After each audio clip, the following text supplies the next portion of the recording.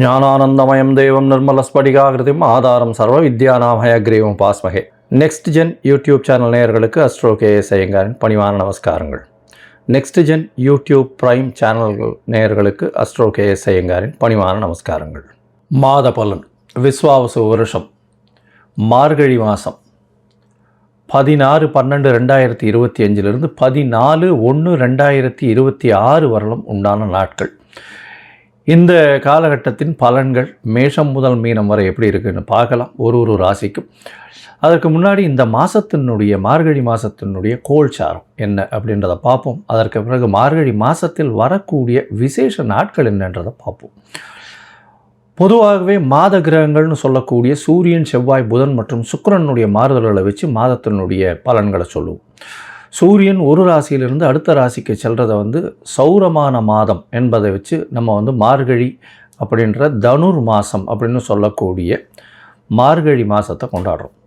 இந்த மார்கழி மாதம் அப்படின்றது தட்சிணாயனத்தின் கடைசி மாதம். அதாவது 6 மாதம் உத்தராயணம், 6 மாதம் தட்சிணாயனம். அதனால் 6 மாதம் ஆடி மாதத்துக்கு அப்புறத்துலேருந்து பார்த்தாலேயானால் உங்களுக்கு 6 மாதம் தனுர் மாதம் வரலும் தட்சிணாயனம் வரும். இந்த தட்சிணாயனத்தினுடைய முதல் மாதமும் கடைசி மாதமும் ஆண்டவனுக்குன்னே உரித்தாக சொல்லக்கூடியது. அதனால் வீட்டு ஃபங்க்ஷன்ஸ் எல்லாம் அந்த மாதிரிலாம் இருக்காது. பொதுவான ஃபங்க்ஷன்ஸ், அதாவது கோவில்கள் அந்த மாதிரியான பொதுவான ஃபங்க்ஷன்ஸ் தான் இருக்கும். இந்த கோவில்கள், அதாவது இந்த மார்கழின்னு சொன்னாலே கோவில்களில் திருப்பாவை, திருவம்பாவை, ஆண்டாளுக்கும் சரி, நாயன்மார்களுக்கும் சரி, மிகப்பெரிய சிவன் கோவிலுக்கும் சரி, வைணவ திருத்தலங்களுக்கும் பெரிய ஏற்றத்துடன் இருக்கக்கூடிய விஷயங்களாக சொல்கிறது. மார்கழி மாதம் கார்த்தால ஒரு 3-3:30 மணிக்கு பஜனை, அதாவது திருப்பாவையும் திருவம்பாவையும் சொல்லிட்டு போகிறது, இதெல்லாம் ரொம்ப பெரிய விஷயமாக பார்க்கப்படுறது. ஓசோன் அப்படின்னு சொல்லக்கூடிய ஆக்சிஜன் அதிகமாக இருக்கக்கூடிய நேரமும் அந்த காலகட்டத்தில் இருக்கும். அதனால் எர்லி மார்னிங் மார்கழி மாதத்தில் முடிச்சுக்கிறது அப்படி ரொம்பவும் விசேஷம்.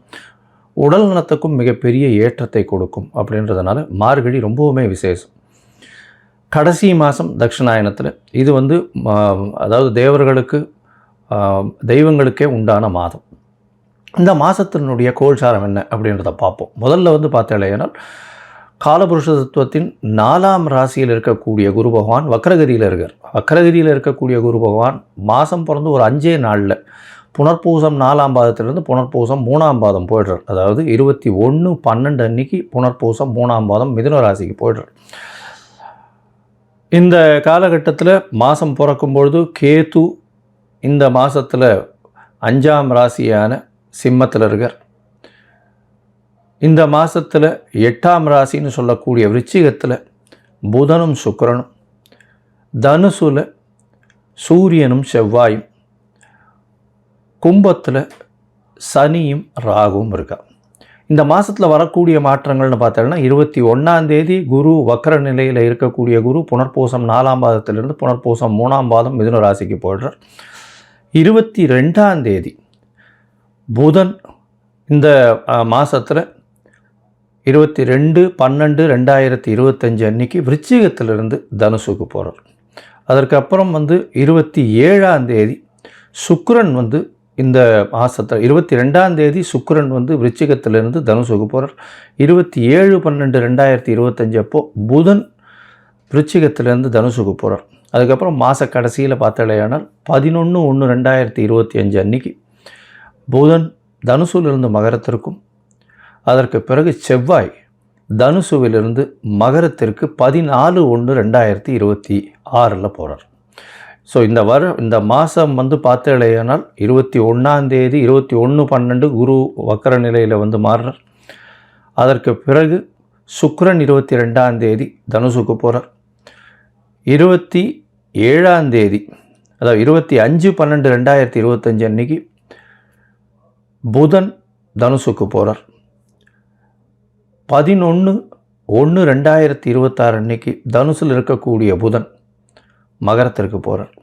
அதற்கு பிறகு இந்த மாதத்தின் கடைசி நாளான 30ஆம் நாள், அதாவது 14/1/2026 அன்னைக்கு செவ்வாய் தனுசுவிலிருந்து மகரத்திற்கு மாறுறார். இது இந்த மாதத்தினுடைய மாற்றங்கள்.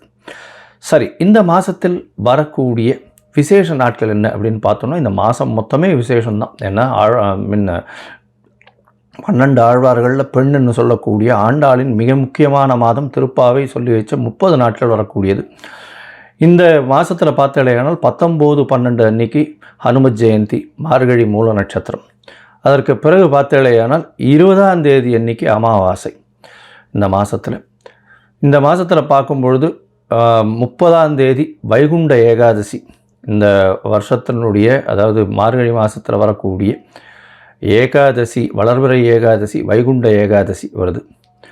அதற்கு பிறகு பார்த்தலையானால் 2/1/2026 அன்னைக்கு மார்கழி மிருகசீரிஷம், மிருத்யுஞ்சய, அதாவது மார்க்கண்டேயன் பிறந்த நாள். அதாவது மிருத்யுஞ்சய ஹோமம் பண்ணுவா. உடல் நலம் குன்றியவர்களுக்கு உடல் நலத்தில் ஏற்றம் கொடுக்கக்கூடிய ஹோமங்கள் பண்ணக்கூடிய நாளாக கருதப்படுகிறது. அதாவது தீர்காயுஸ் இருக்கிறதுக்கு, உடல் நலிந்து போன ஒரு சீனியர் சிட்டிசன்ஸ் அவளுக்கெல்லாம் அந்த அன்னைக்கு வந்து போய் மார்க்கண்டேயன் போய் அர்ச்சனை பண்ணிட்டு வர்றதோ, இல்லைன்னா ஆற்றுல வந்து இது மார்கழி மிருகசீரிஷத்து அன்னைக்கு அதாவது உடல் நலம் நல்லபடியாக ஏற்றமாக இருக்கணும்னு வந்து பூஜை பண்ணுறது நல்ல விசேஷம். அதற்கு பிறகு 3/1/2026 அன்னைக்கு ஆருத்ரா, திருவாதிரை நட்சத்திரம், பௌர்ணமி வேறு. ஏன்னா திருவாதிரைன்னும் போது பௌர்ணமி, தனுர் மாதம் வரக்கூடிய பௌர்ணமி ஆருத்ரா சிவன் கோவிலில் மிகப்பெரிய விசேஷம் கொண்டாடக்கூடியது. அது விரதம் இருந்து அந்த ஆருத்ரா தரிசனம் முடிச்சுட்டு தான் வந்து எல்லாருமே வந்து சாப்பாடு சாப்பிடுவாங்க. ஆருத்ரா களி ரொம்பவுமே விசேஷம். இந்த மாதம் பார்த்தலையானால் அதாவது 11/1/2026 அன்னைக்கு கூடாரை வெல்லும் சீர் கோவிந்தா உந்தன்னை அப்படின்னு 27வது பாசுரம் வரக்கூடியது. அதாவது கூடாரை வல்லின்னு சொல்லக்கூடிய 27வது பாசுரம். அது மிகவும் வசத்தியான பாசுரமாக சொல்லப்படுகிறது. அதற்கு பிறகு 14/1/2026 அன்னைக்கு போகி பண்டிகை. போகி பண்டிகை பழையன கழிதலும் புதியன புகுதலும்னு சொல்லக்கூடியது. தேவையற்ற விஷயங்கள் எதையும் வச்சுக்காமல் வெளியில் போட்டுட்டு, அதாவது மனசுக்குள்ளே இருக்கிறதும் சரி வெளியில் இருக்கிறதும் சரி அகமும் புறமும் தூய்மை அடையக்கூடிய ஒரு விஷயம். ஏன்னா அதுக்கு அடுத்த நாள் வந்து மகரத்துக்கு போகிறார் சூரியன். உத்தராயணம் பிறக்கிறது மிகப்பெரிய ஏற்றமான காலம். எல்லா விதமான நன்மைகளும் நடக்கக்கூடிய காலம். இப்போ நடந்ததை விட அதிகப்படியாக நடக்கக்கூடிய விசேஷங்கள் உண்டு.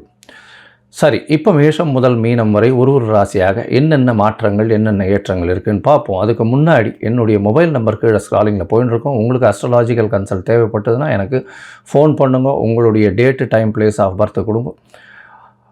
உங்களுடைய ஜாதகத்தை போடுறேன். உங்களுக்கு உங்களுடைய நீங்கள் போட்ட உடனே உங்களுடைய கட்டணம் என்னன்னு சொல்கிறேன். அந்த கட்டணத்தை செலுத்திட்டு யூடிஆர் நம்பர் ஷேர் பண்ணுங்க. உங்களுடைய ஜாதகத்தை போடுறேன். சந்தி இருக்கான்னு பார்க்கணும். பார்த்துட்டு உங்களுடைய ஜாதகத்தை போட்டு அதுக்கப்புறம் உங்களுக்கு அப்பாயின்மெண்ட் தரேன். உங்களுடைய தசாபுக்தி அந்தரம் சூக்ஷ்மம் இன்றைக்கு இருக்கக்கூடிய கோச்சார நிலைமைகளை வைத்து உங்களுடைய நிலைகளை பார்த்து உங்களுக்கு என்ன பரிகாரம், எந்த அளவு எளிய பரிகாரம் செய்யலாம் அப்படின்றதையும் பார்க்கலாம்.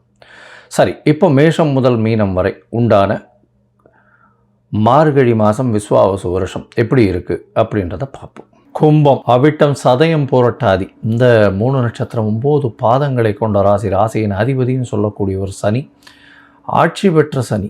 உங்களுக்கு வந்து இப்போது சனி பகவான் ஆட்சி பெற்று போயிருக்கார். உங்களுடைய அதாவது பெருமை, அந்தஸ்து, கௌரவம்லாம் நிச்சயமாக ஏறும். உங்களுடைய உழைப்புக்கு ஏற்றார் போல் மிகுந்த அந்தஸ்தை அடையக்கூடிய, புகழை அடையக்கூடிய வாய்ப்புகள் அதிகம். அதுவும் வந்து ராகு பகவானும் சேர்ந்திருக்கார். அதனால் அபரிமிதமான எண்ண நிலைகள், எண்ண ஆற்றல்கள் இருக்கக்கூடிய ஓட்டம், அதற்கு ஏற்ற மாதிரி ஓடக்கூடிய உடல் வலுவையும் கொடுப்பார். அதனால் என்ன ஆகும்னா, உடல் வலு அதிகமாக கொடுத்து உங்களை அதிகமாக ஓட வச்சு அதன் மூலியமாக உடல் உழைப்பை அதிகமாக கொடுக்கக்கூடிய காலகட்டமாக அமைய போகிறது.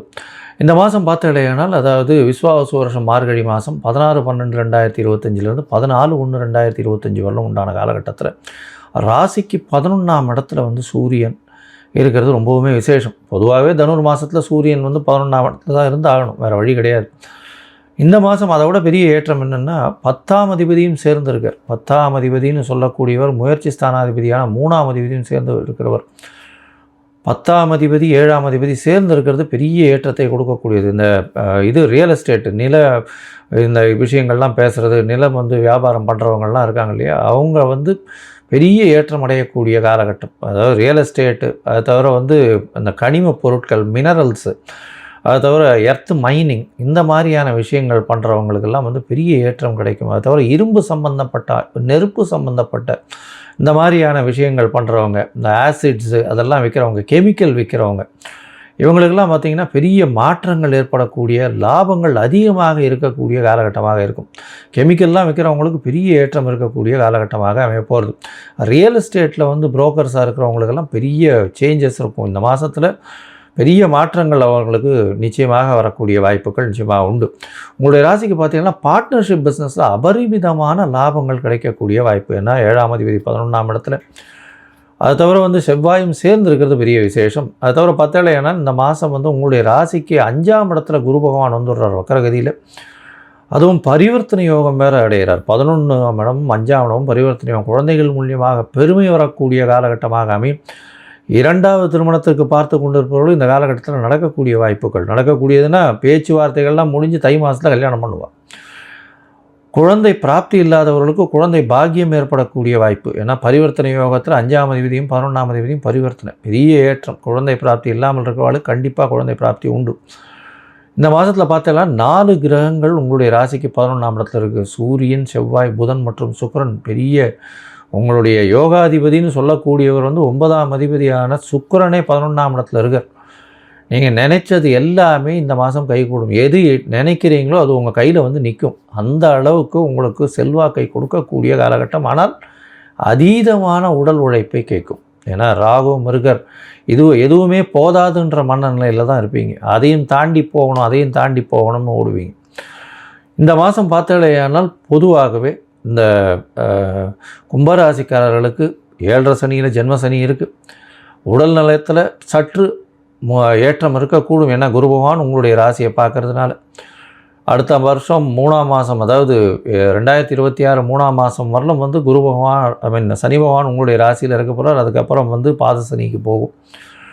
உடல்நிலையில் சற்று ஏற்றம் இருக்கும். எடுத்த காரியங்கள் அனைத்தும் நிச்சயமாக நிறைவேறும். தடங்கள் வந்தாலும் வெற்றி பெறக்கூடிய வாய்ப்பு. எதிர்பாலினத்தவர் மூலியமாக சற்று பின்னடைவு ஏற்படும். பார்ட்னர்ஷிப் பிஸ்னஸில் அதீதமான பணம் வரும். 2வது திருமணத்துக்கு பார்த்து கொண்டிருப்பவர்களுக்கு செட்டில் ஆகக்கூடிய வாய்ப்புகள் உண்டு. 9, 10 அதிபதிகள் சேர்ந்து இருக்கக்கூடிய காலகட்டம். 11ஆம் இடத்துல பொது காரியங்கள் பண்ணுறதுனால உங்களுடைய பதவி, புகழ், அந்தஸ்து, கௌரவம்லாம் ஏறக்கூடிய வாய்ப்பு. மூத்த சகோதரர்கள் மூலியமாக உங்களுக்கு நல்ல ஒரு பெருமை, ஏற்றம் கிடைக்கக்கூடிய காலகட்டம். தந்தையின் உடல்நிலையில் நல்ல ஒரு ஏற்றம் இருக்கும். தாயின் உடல்நிலையில் நல்ல ஒரு மாற்றங்கள் வரும். இந்த காலகட்டம் பெரிய ஏற்றமான காலகட்டம். படிக்கக்கூடிய மாணவர்கள் வெளிநாடு போகணுன்னு பார்க்குறவங்களும் நல்ல ஒரு மாற்றம் இருக்கும். புதிய வேலை கிடைக்கும். வேலையில் மாறுதல் இருக்கக்கூடிய வாய்ப்புகள் நிச்சயமாக உண்டு. மொத்தத்தில் பார்க்கும்பொழுது இந்த காலகட்டத்தில் நீங்கள் வந்து சிறிது முயற்சிகளை தள்ளி வைக்கிறது நல்லது. எந்த காலகட்டம் அப்படின்னா சந்திராஷ்டம காலகட்டம். உங்களுடைய ராசிக்கு 8ஆம் இடத்துல சந்திர பகவான் போகும்போது சந்திராஷ்டம காலகட்டம்னு சொல்கிறோம். அந்த சந்திராஷ்டம காலகட்டத்தில் மதிகாரகன் மறைந்து இருக்கக்கூடிய காலகட்டமாக அமையும்.